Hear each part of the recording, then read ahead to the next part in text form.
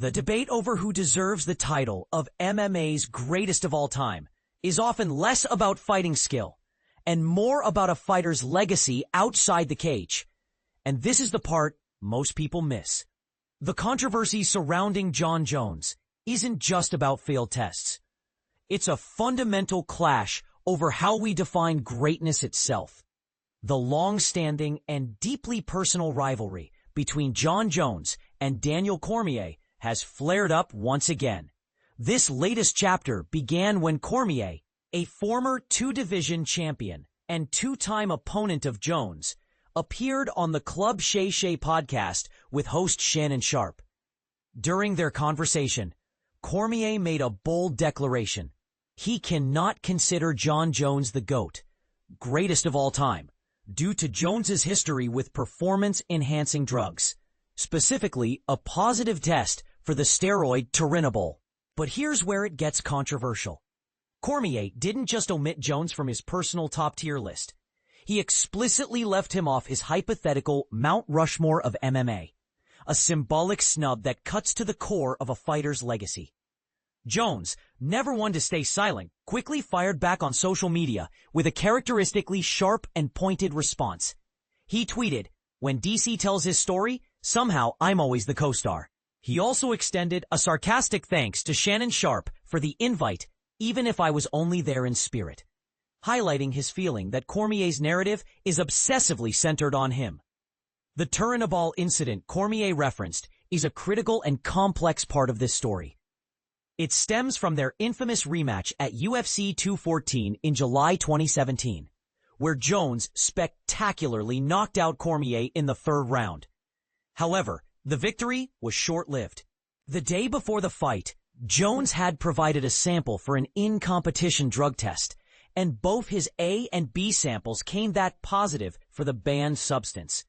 This led to the fight's result being overturned to a no contest, Jones being stripped of the light heavyweight title and Cormier being reinstated as the champion. This wasn't an isolated incident either.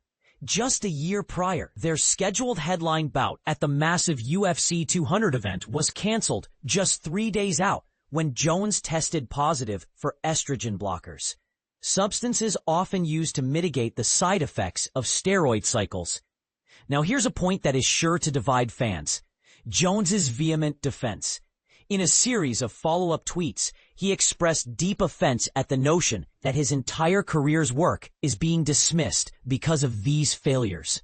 He laid out his incredible resume: high school state wrestling champion, JUCO national champion, and the youngest champion in UFC history. He attributes his success solely to a God-given skill set and years of sacrifice, arguing that it's insulting to have it all written off as steroids. He even suggested that his pure ability is what made Cormier feel inferior in their clashes.